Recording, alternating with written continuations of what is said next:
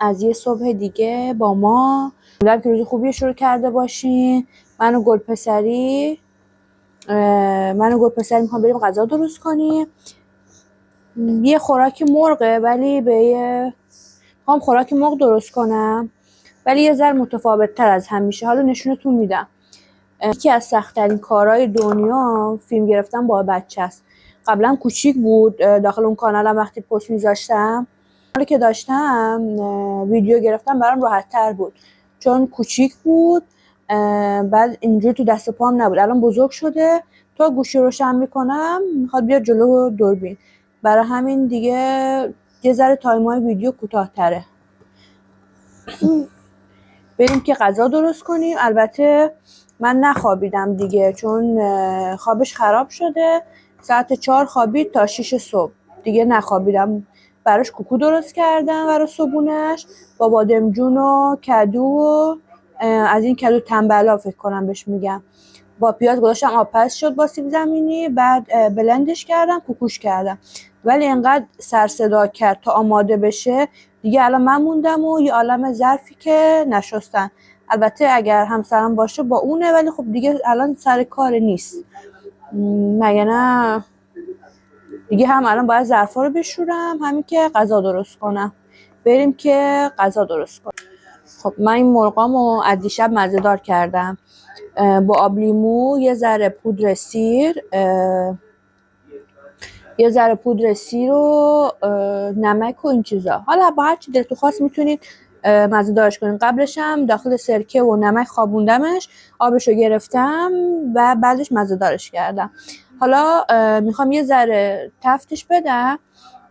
البته خب پستم، یعنی اصلش اینه که بخواد خوشمزه شه یه ذره تفتش بدیم، سرخش کنیم، درش بیاریم. ولی از اونجایی که هم باردارم هم یه بچه کوچیک تو دست بالمه، میخوام بچینمشون رو پیاز. حالا ببینم اگه حوصله‌ام شد که جدا سرخ میکنم، ولی فکر نکنم. حالا اگه حوصله‌ام شد جدا سرخ میکنم، ولی فکر نمی‌کنم که میخوام جدا سرخ کنم. میخوام به روش تنبلانه بریم جلو و اسم کانالمو بذارم آشپزی به روش تنبلانه. خب من نظرم عوض شد، یه ذره داخل مایتابه تفتش میدم در حدی که رنگش عوض شه با یه ذره روغن. اومدم به صبونه بدم که برم غذامو درست کنم، مگه نه نمیذاره.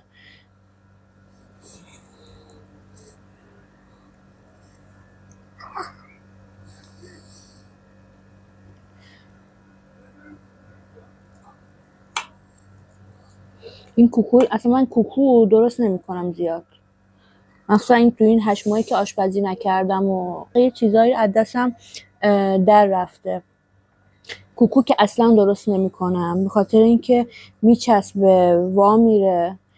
این کوکویی هم که براش درست کردم وا نرفت، ولی چون درگیر بچه شدم یه ذره تهش گرفت، یعنی راحت نمیتونه بگیره تو دستش بخوره. مگه نه کوکو کلا برای آدمای بی اعصاب چیز خوبی نیست. یا الان دارم با قاشق بهش میدم چون حالت کوکو رو نگرفته.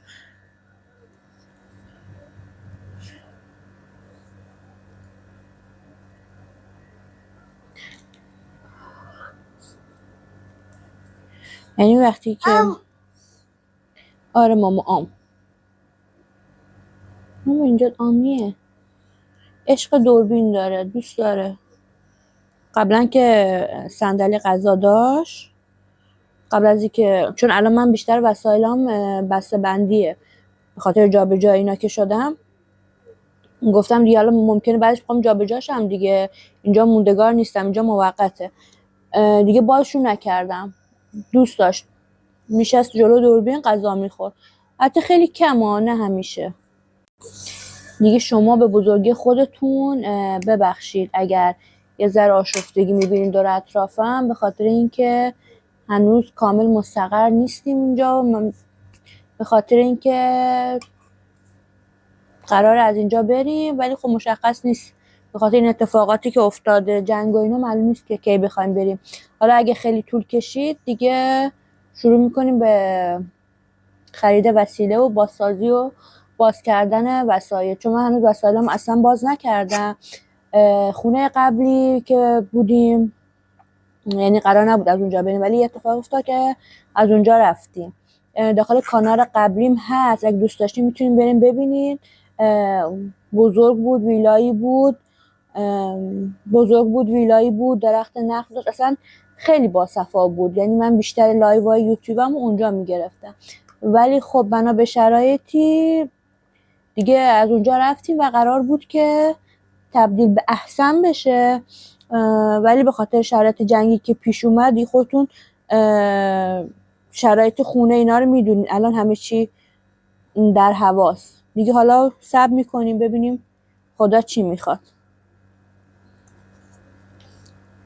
دیگه. با کمترین امکانات و کمترین وسیله قابلمه، هر چی که داخل ویدیو میبینید با کمترین امکاناته.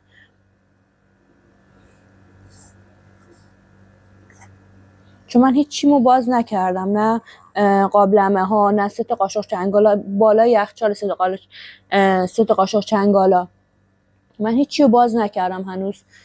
لباسام، کیفم، هیچ چیو من در نیاوردم از بسته بندی. همینجوری بسته بندی ان داخل کمد دیگه، تا ببینیم خدا چی میخواد.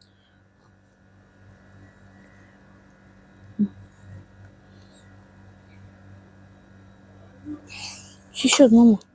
امیدوارم تایم زایمانم که بشه، یعنی فقط دوستم را سریعتر زایمان کنم، راحت بشم. واقعا اذیتم از لحاظ کمردرد و تنگی نفس، واقعا اذیت میشم.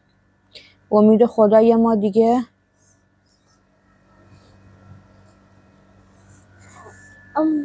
بیا بخور ماما. اسم اون کانالم سارا فامیلی بود، چون هنوز بچه دومی در کار نبود. الان این کانالی که جدیدی که زدم، حالا بتونم میگم در ادامه چرا اصلا کانال عوض شد، چی شد که من الان این کانالو زدم. الان که دیگه دخترم داره میاد، قرار اسمشو به سلامتی، حالا قرار اسمشو بزنم دنیز دیگه. گفتم که بشه دنیز فامیلی، ولی خب من این اسم دنیزو از خیلی قبلتر دوست داشتم. یه پیجم داشتم به اسم دنیز دیگه، اونم گذاشتم. پیج ادویه‌م هم یه اسم دیگه داشت، ولی خب برندشو به اسم دخترم باز عوض کردم. پیجشم عوض کردم، 0 از اول گذاشتم دنیز. حالا با امید خدا پا قدمش خیر باشه، انشالله پا قدم همه بچه ها خیر باشه. من برم صبونه بچه رو بدم، در ادامه باتون همراه میشم. خب بریم که ظرفا رو بشوریم. این هودم فعلا کار نمیکنه، یعنی وصلش نکردم، چون فعلا وصلش نکردم. یه دور خوب تمیزش کردم، ولی بازم دیگه میدونید اینجا جنوبه، بازم گرد و خاک گرفته. نمیدونم پاکش کنم یا اینکه کلا درش بیارم. حالا تا هود جدید بخوام بگیرم مثلا فعلا کاری بهش نداشته باشم، چون سختم تمیز کردنش. نفسم میگیره، سختم تمیز کردنش دیگه. حالا میگم اگه شما میبینید داخل ویدیوها، شما ندید، کلا خیلی چیزا رو ندید بگیرین تا ببینیم چی میشه. کلا زندگی رو سخت نگیریم، بیخیالش. بریم که ظرفا رو بشوریم. میبینید که برای درست کردن یه شامی این هم ظرف کثیف شد. منم عادت همه وقت من آشپزی میکنم، مثلا اگه پیاز رنده که همون لحظه رنده رو میشورم، ظرفی که همون لحظه، چون اگه زیاد شه عصبی میکنه و خستم میکنه.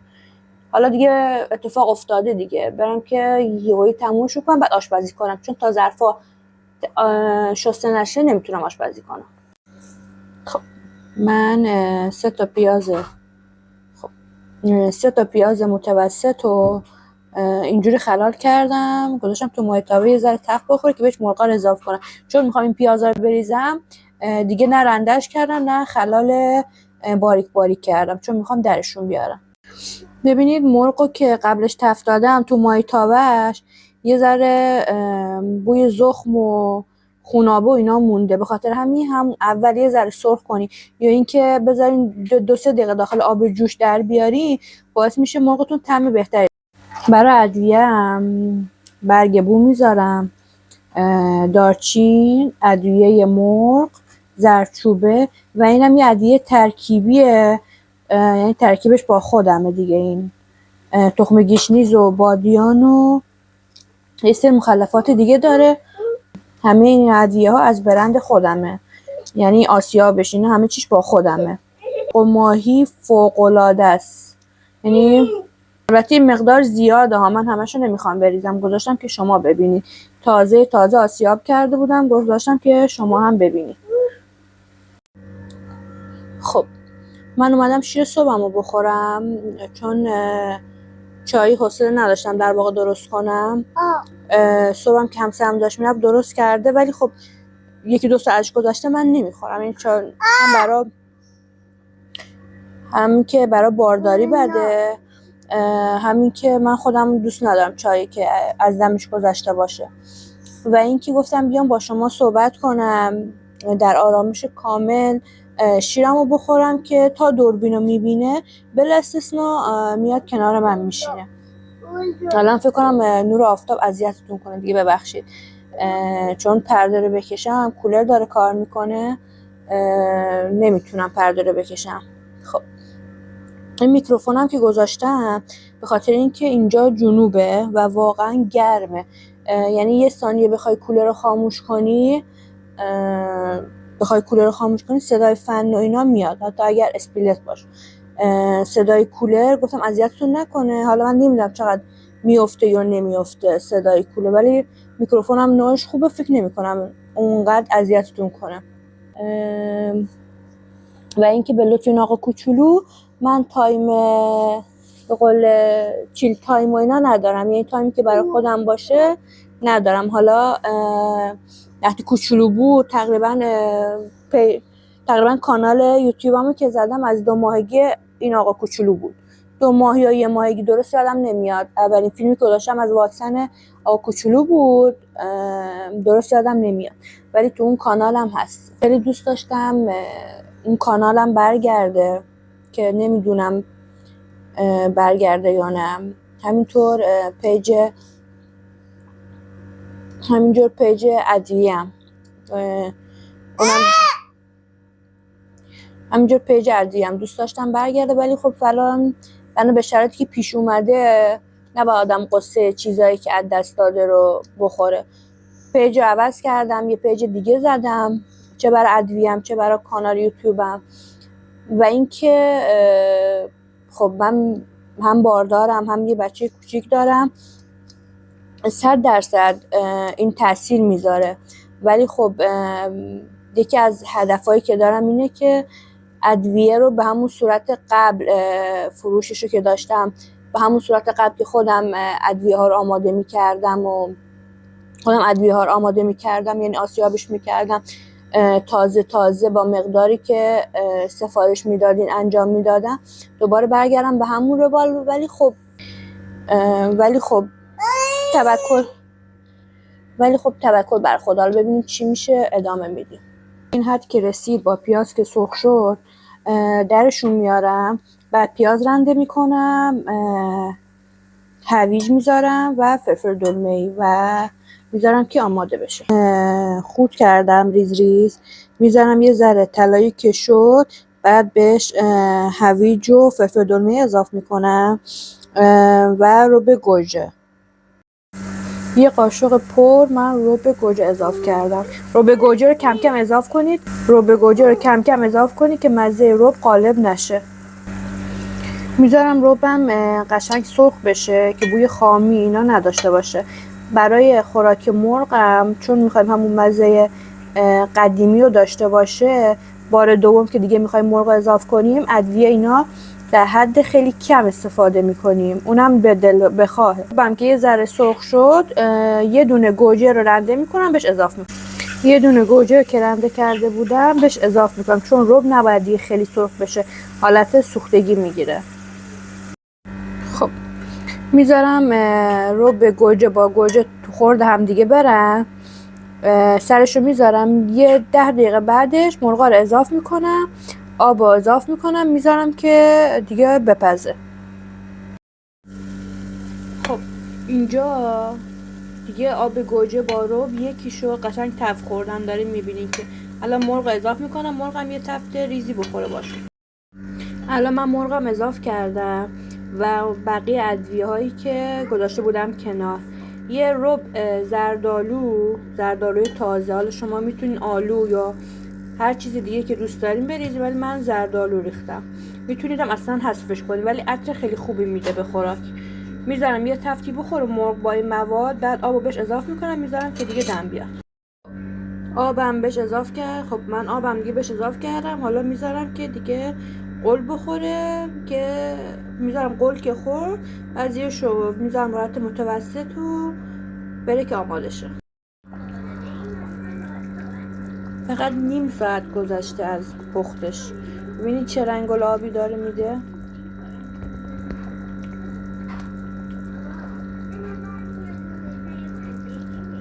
رنگ آبی که داره میده فوق العاده است. مزهش محشره. حتما درست کنید لذت ببرید.